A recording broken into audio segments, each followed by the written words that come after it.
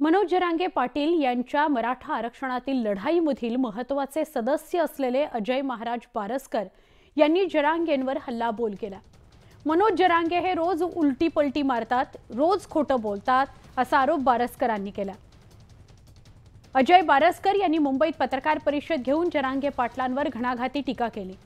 जरांगे हेकेखोर आहेत, कोणत्याही शब्दावर अडून राहायचे, आमचा समाज खूप भोळा आहे असं बारसकर म्हणाले। मी जरांगेंच्या प्रत्येक कृतीला साक्षीदार आहे, मी प्रसिद्धी करता किंवा पैशांकरता हे आरोप करतोय असं बिलकुल नाहीये असंही त्यांनी म्हटलं। मनोज जरांगेंनी माझ्यासमोर यावं, मराठा समाजाचा त्यांनी कसा घात केला ते मी सांगेन असं आव्हानही अजय बारसकर यांनी जरांगेंना दिलं।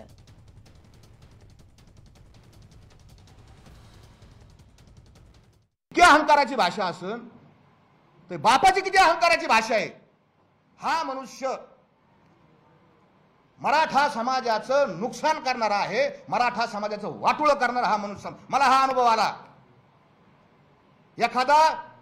एखादी गाडी चाललेली आहे आणि गाडीचा ड्रायव्हर पेलेला आहे, प्रवासी बसलेले आहेत आणि ते मला कळालं तर माझं काम काय, पहिलं उतरून घ्यायचं आणि लोकांना सांगायचं ए बाबा खाली उतरा, गाडी ड्रायव्हर पेलेला आहे, खाली उतरा तर गाडी खड्ड्यात जाईन, दरीत जाईन, मरताना तुम्ही। हे माझं सांगणं काम आहे म्हणून इथं बसलोय।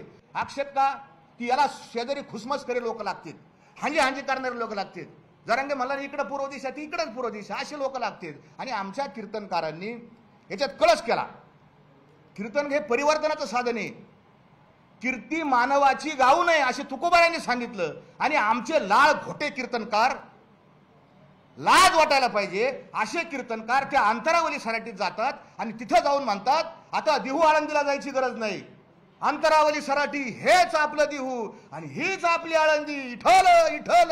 अरे पद्धत आहे तुमच्या जगाचे अहंकार किती आहे। का बोलतो मी तुम्हाला, माझी तळमळ माझी कळत असेल तुम्हाला, पोटातली तळमळ।